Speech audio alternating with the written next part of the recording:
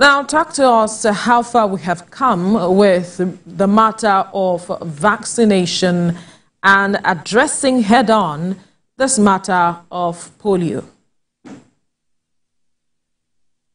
Thank you very much. That will take us back to about 1985 in terms of the current polio eradication initiative.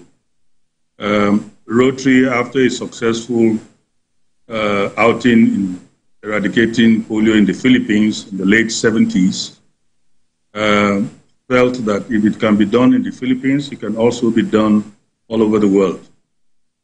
And with the support of WHO, the World Health Assembly, which comprises the nations of the world and the UN, proclaimed polio as the #1 priority for eradication, not control. And since then, Rotary has been in the vanguard of advocacy, raising funds to ensure that we get the job done.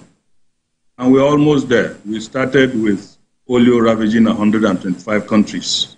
We are now down to 2 countries. We started at that time with having, on the average, 1,000 children paralyzed every day. As of the end of last year, we had only 12 cases of polio paralysis. So we've really come a long way, but as usually is, that last mile of a marathon is when you need to dig out all your resources to make sure that you reach the finishing line. And that we intend to do is not a matter of if, it's a matter of when.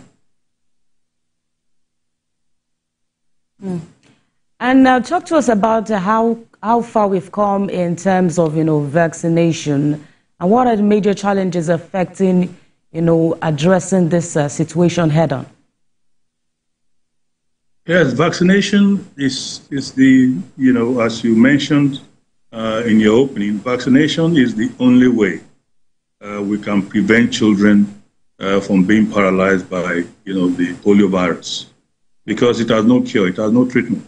Once a child succumbs to polio, the only available measures that we apply is just to help with supporting them to live a life of physical incapacity. So vaccination is very key. Unfortunately, along the line, that's part of the reason why it's taking so long. We've had a lot of pushback from vaccination by people either based on wrong information or cultural or religious belief, have refused to vaccinate their children. We are gradually, seeing the end of that. There are still pockets of resistance, and that is why we're still having some cases, even in this country, in the northeastern part of the country, north central, and in recent time in the northeast, where we are having the vaccine variant, not the wild polio virus.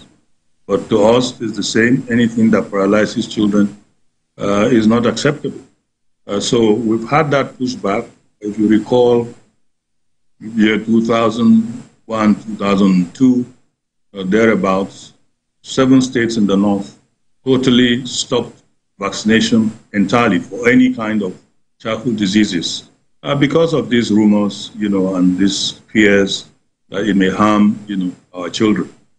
But we've shown since then, that that is not the case. And thankfully, the Traditional Leaders Council against polio have come out very strongly in support of immunization and have made sure that their communities buy in.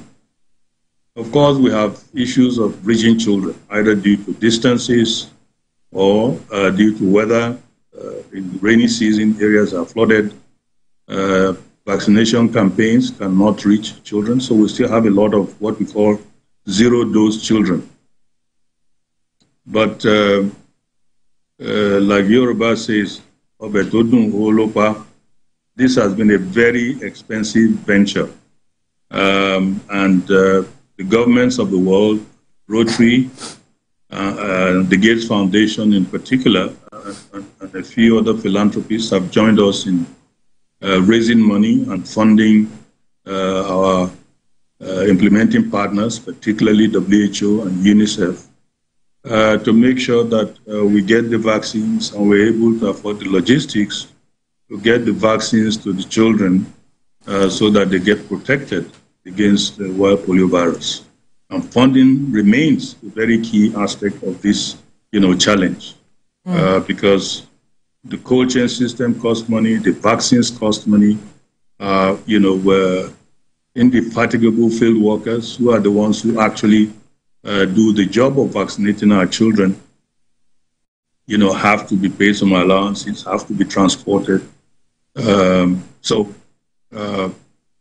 funding remains a major problem. And we still thank our governments, including the governments of Nigeria, for providing funding. We'll, appeal for, sustained funding until the job is done. We know Nigeria is polio-free, but if we do not continue to immunize our children, polio can find itself back to our society. It's only a plane ride away. Only just last week, we had polio found in the environmental sample in Spain, in Barcelona.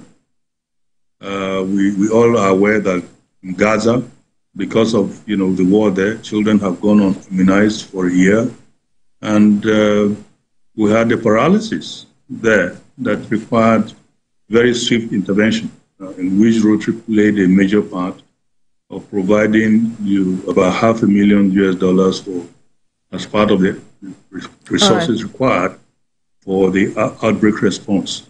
So until the world is certified polio-free, no part of the world is free. So even countries like the United States that were part of the first group of countries to be certified polio-free, they continue to immunize their children because of the risks of importation of the virus into the country. Right. And if children are not immunized, they will get the infection.